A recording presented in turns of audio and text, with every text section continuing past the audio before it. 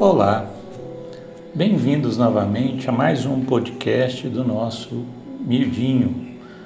Vamos dar continuidade ao nosso estudo do Evangelho, no capítulo 12 do Evangelho de Mateus, pela segunda semana no versículo 15.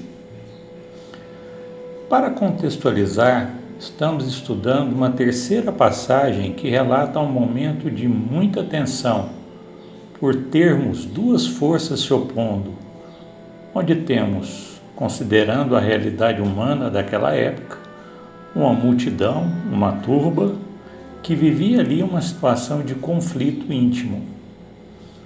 De um lado, a voz dos fariseus, convencionalista, superficial, passageira, transitória e sem conteúdo. E em contraposição a isso, a voz do Cristo, autêntica, verdadeira, espontânea, generosa, gentil, a voz profunda e intensa quando o assunto é espiritualidade. A turba indecisa, tendendo para a superficialidade, mas ansiando pela espiritualidade. Nos dias de hoje vivemos este momento, que para nós também é bastante tenso. Para quando há a proposta do estudo sério, essas passagens já nos trazem naturalmente este momento de tensão. São indicados durante o estudo várias literaturas para que, através do estudo, essa tensão resulte em algo melhor. Na semana passada, vimos que Jesus, percebendo a movimentação que se dava no meio farisaico para executá-lo, retira-se daquele ambiente, onde analisamos a palavra retirou-se. Em uma análise mais profunda do versículo, vimos que o pior dano que poderia ser provocado a quem quer fazer o bem, extrapolando o dano físico, seria o dano moral. O dano moral só pode ser provocado se for consentido, ao contrário do dano físico. O dano moral é possível ser evitado, pois, como dizia Jesus, só cai em armadilha de lobos quem for lobo, ou seja, se cai na mesma faixa vibratória. O versículo diz o seguinte: Jesus, sabendo disso, retirou-se dali.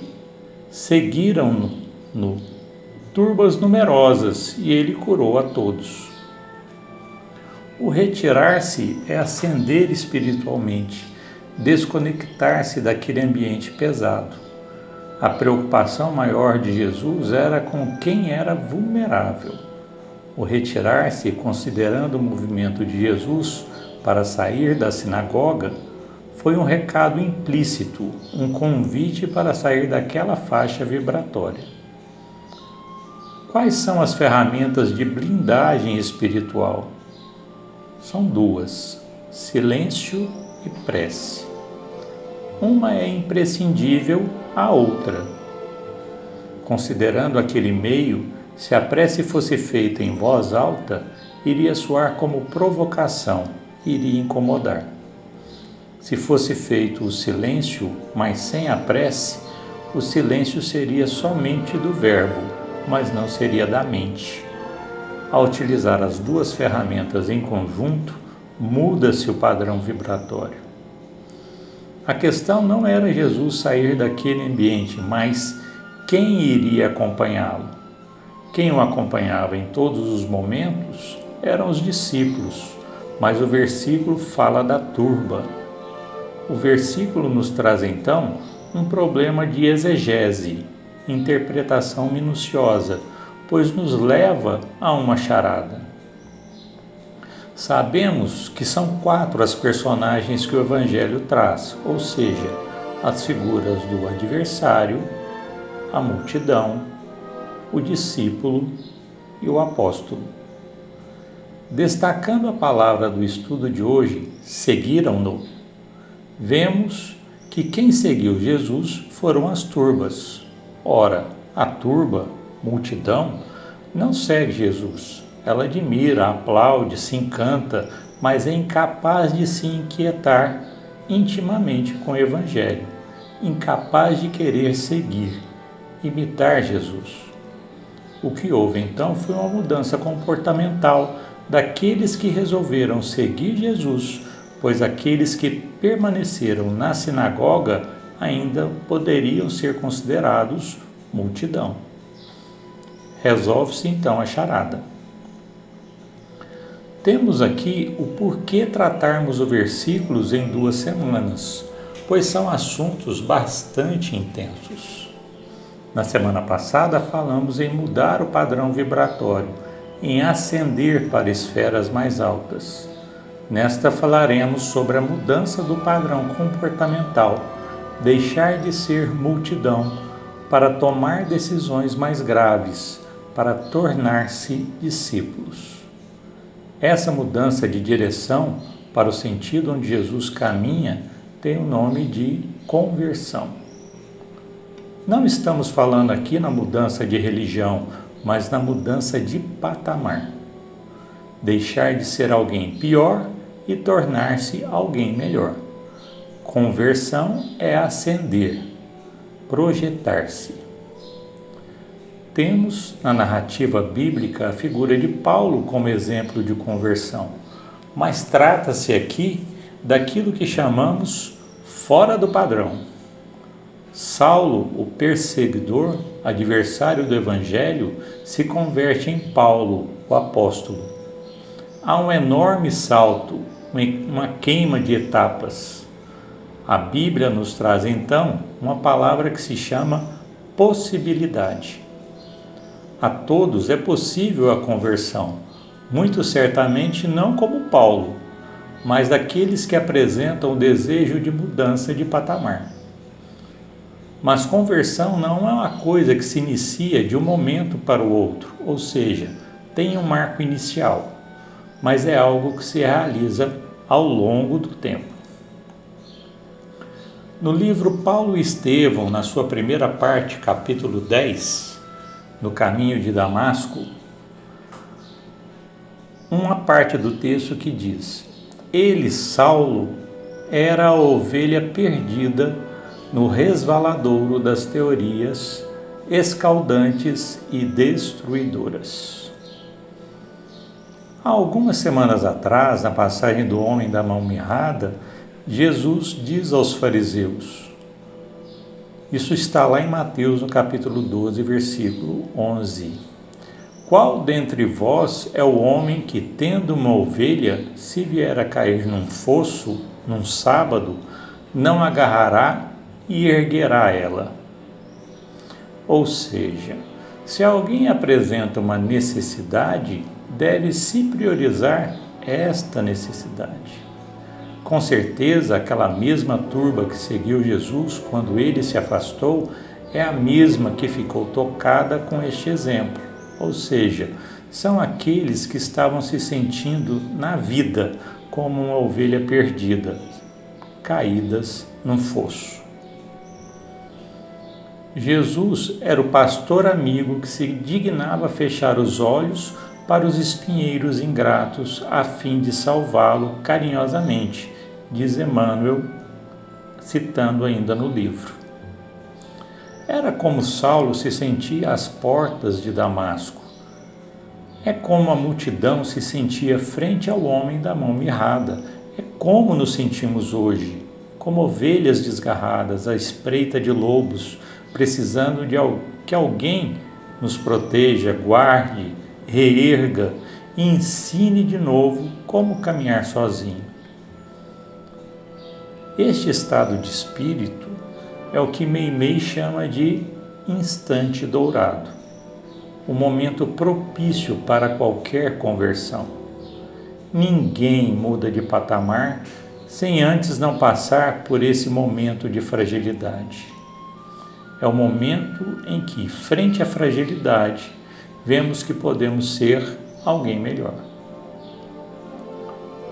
Continua Emmanuel. No ápice, o jovem rabino considerou a extensão daquele gesto de amor. As lágrimas brotaram-lhe do coração amargurado, como a linfa pura de uma fonte desconhecida. Ali mesmo, no santuário augusto do Espírito, fez o protesto de entregar-se a Jesus para sempre. Este é o marco em que Saulo decide se entregar como discípulo de Jesus, mas que é um discipulado muito rápido, cerca de 5 anos.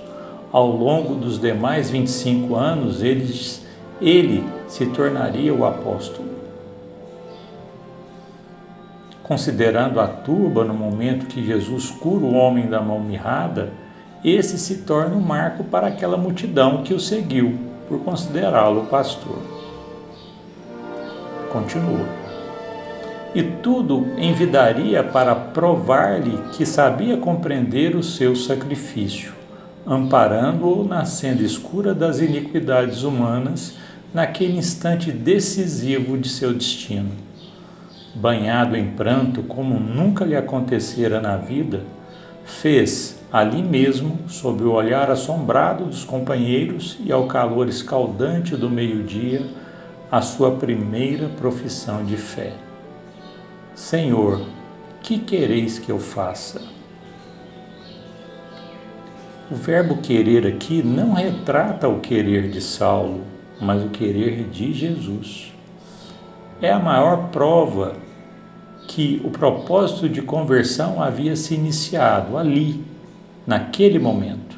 É a entrega absoluta, de fato, é a aceitação do jugo. Continuando. Foi aí que Jesus, contemplando-o mais amorosamente e dando-lhe a entender a necessidade de homens se harmonizarem no trabalho comum da edificação de todos, no amor universal, em seu nome, esclareceu generosamente: Levanta-te, Saulo, entra na cidade, e lá te será dito o que te convém fazer. Depois de literalmente cair do cavalo, a primeira ordem consciencial de Jesus a Saulo é levantar-se, ficar de pé. É uma postura consciente de enfrentamento do erro daquele que realmente quer a conversão. Entrar na cidade foi uma ordem direta para o convívio com as pessoas. E neste convívio lhe seria dito o que convém fazer, não é o que ele gostaria de fazer. Ainda continuando no livro Paulo e Estevos, agora na segunda parte, capítulo 6, Peregrinações e Sacrifícios, Paulo inicia então o seu discipulado e numa determinada ocasião se encontrava em uma cidade chamada Filipos, norte da Grécia. Em Filipos, Paulo é preso com Silas, seu parceiro de viagem na ocasião. Estão presos em uma masmorra, junto com vários outros presos, quando acontece uma tempestade. O trecho que veremos tem uma ressonância em relação ao versículo que estamos estudando hoje, na questão da turba convertida em discípulos. Vamos estudar então parte a parte. A primeira.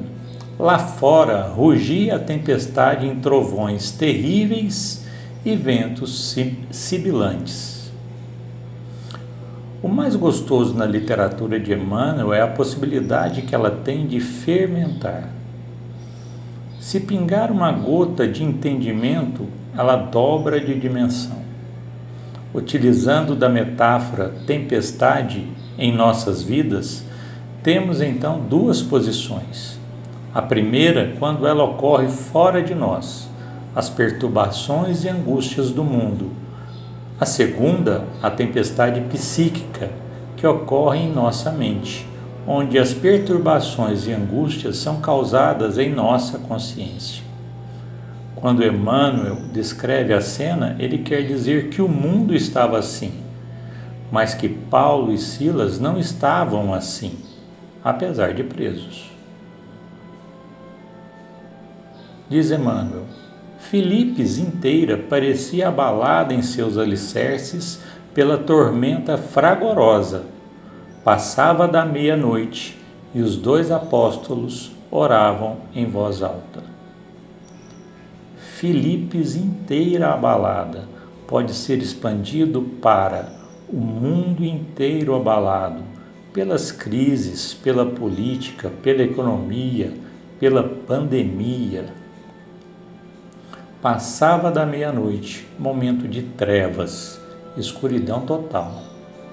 Porém, há uma particularidade.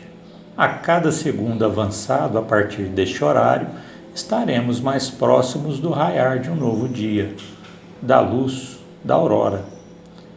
Tudo então é uma questão de tempo, uma questão de esperar. Mais do que isso, saber esperar. A postura de quem sabe esperar está na execução de duas tarefas: o silêncio e a prece. Porém, os dois oravam em voz alta, pois eram apóstolos, mensageiros. Os dois estavam seguros do seu estado íntimo, já sabiam caminhar tal e qual Jesus. Seu compromisso agora era evangelizar. Continua. Os prisioneiros vizinhos, vendo-os em oração, pareciam acompanhá-los pela expressão do rosto. Todos nós ainda somos prisioneiros e dentro do próprio lar temos os nossos prisioneiros vizinhos. Ainda nos apavoramos com as tempestades externas e internas. Porém, aquele que conquistou a paz dentro de si, que se enche de iluminação e consegue se elevar em oração, este vai ser o convite para que o vizinho faça o mesmo. Paulo contemplou-os através das grades e, aproximando-se a custo, começou a pregar o reino de Deus. Paulo então dá o exemplo e depois começa a pregar. Geralmente fazemos o contrário, pregamos a palavra e utilizamos o exemplo para certificar que estamos com a razão. Ao comentar a tempestade imprevista que se abatera sobre o ânimo dos discípulos enquanto Jesus dormia na barca, um fato maravilhoso feriu os olhos dos encarcerados. O que Paulo fez foi pegar a passagem evangélica para projetar luz sobre o momento vivido. É o que o estudo do miudinho faz ao interpretar as passagens evangélicas e utilizá-las para projetar luz sobre o que vivenciamos atualmente. Paulo estava utilizando a tempestade no Evangelho para entender a tempestade em Filipos. O nome disso é hermenêutica, ciência ou técnica de interpretação de textos religiosos ou filosóficos buscando o sentido das palavras.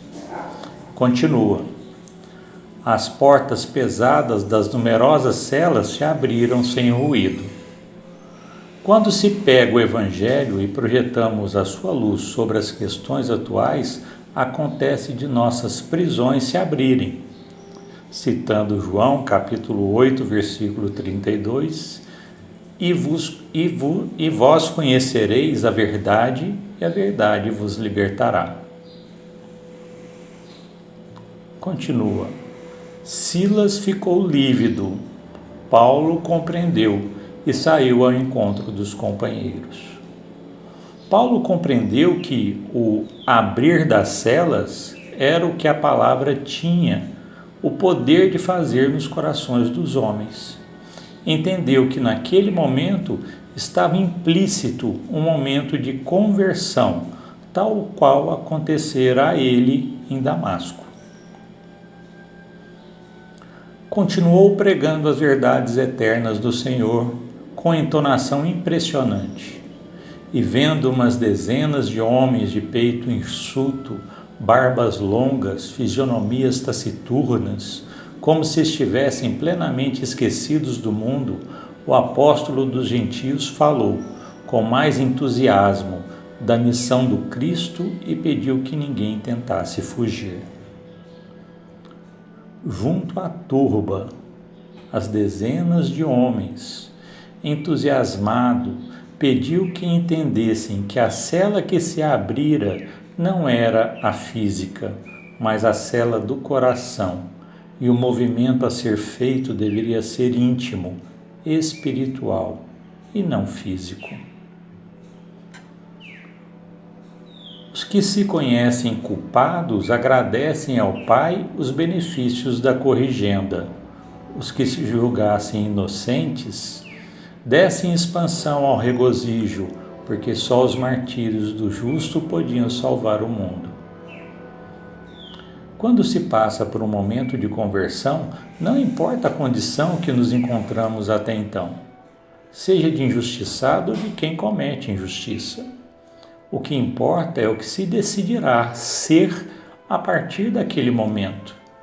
O que é importante é fazer um novo recomeço, pois necessitará de um tempo para poder se transformar e o tempo é precioso.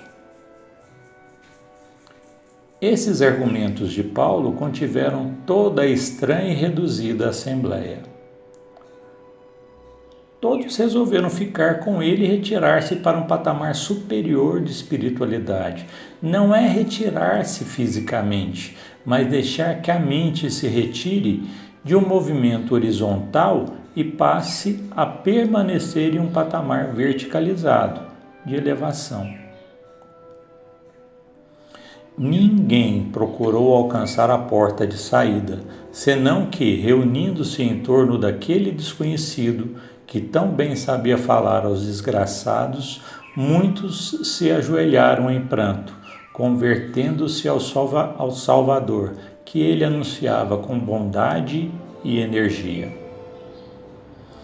Paulo, falando para todos aqueles homens, agiu, reverberando o contexto que estamos estudando hoje, em que Jesus, falando para os fariseus e para a multidão, no momento em que curava o homem da mão mirrada, convidando-os a retirar-se dali para um nível superior de vida.